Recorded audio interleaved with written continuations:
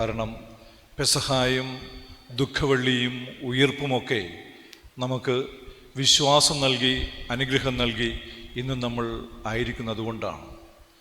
ക്രിസ്തുവിൻ്റെ ജീവിതത്തെ ഏറ്റവും പ്രധാനപ്പെട്ട ദിനങ്ങളാണ് അതെല്ലാം. അതോർക്കാൻ കാരണം ക്രിസ്തുവിൻ്റെ ജീവിതം അങ്ങനെ ആയതുകൊണ്ടാണ്.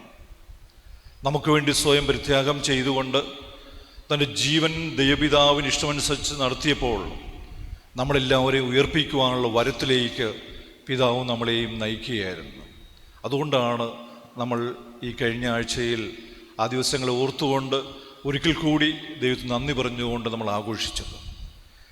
ഇന്ന് ഈ വിശുദ്ധ ബലിയിൽ നമ്മൾ പങ്കുചേരുമ്പോൾ എന്തുകൊണ്ട് തിയോഫനച്ചനെ ഓർക്കുമെന്ന് ചോദിച്ചു കഴിഞ്ഞാൽ യേശുവിനെ പോലെ തന്നെ സ്വന്തം ജീവിതം കൊണ്ടാണ്.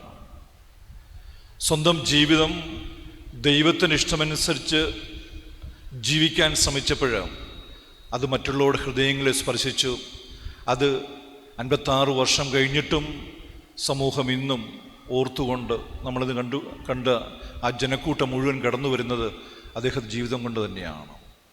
തൻ്റെ അടുത്തേക്ക് വരുന്ന ആരെയും യേശുവിനെ പോലെ ഉപേക്ഷിക്കാതെ, അവർക്ക് പക്ഷേ വലിയ കാര്യങ്ങൾ ചെയ്തു കൊടുക്കാൻ സാധിച്ചില്ലെങ്കിൽ പോലും അവരുടെ വേദനകളിൽ, അവരുടെ ദുഃഖങ്ങളിൽ ആശ്വസിപ്പിക്കുവാനായിട്ട്, അവരുടെ കുറവുകൾ കാണിച്ചു കൊടുക്കുവാനായിട്ട്, നന്മയുടെ വഴിയിൽ കാണിച്ചു കൊടുക്കുവാനായിട്ട് തിയോഫനച്ചൻ ശ്രമിച്ചപ്പോൾ അദ്ദേഹം ഇന്നും ആയിരങ്ങളുടെ ഹൃദയങ്ങളിൽ ജീവിക്കുകയാണ്.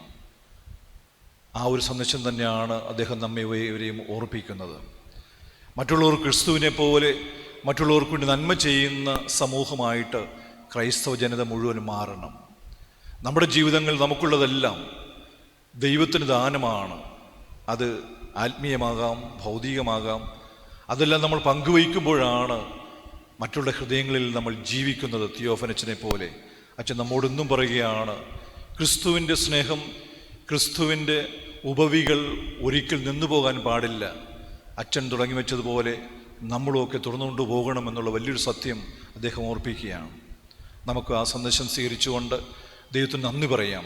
ഇങ്ങനെയുള്ള നല്ല മനുഷ്യരെ നമ്മുടെ സമൂഹത്തിൽ തന്നുകൊണ്ട് നമുക്ക് മാതൃകയാകുവാനായിട്ട് ദൈവം കാണിച്ച ആ സ്നേഹത്തിന് നന്ദി പറഞ്ഞുകൊണ്ട് തിയോഫനച്ചൻ്റെ അടുത്തു വന്ന് പ്രാർത്ഥിച്ചപ്പോഴെല്ലാം നമുക്ക് ലഭിച്ച എല്ലാ അനുഗ്രഹങ്ങൾക്കും നന്ദി പറഞ്ഞുകൊണ്ട് നമുക്ക് ബലിയർപ്പിക്കാം.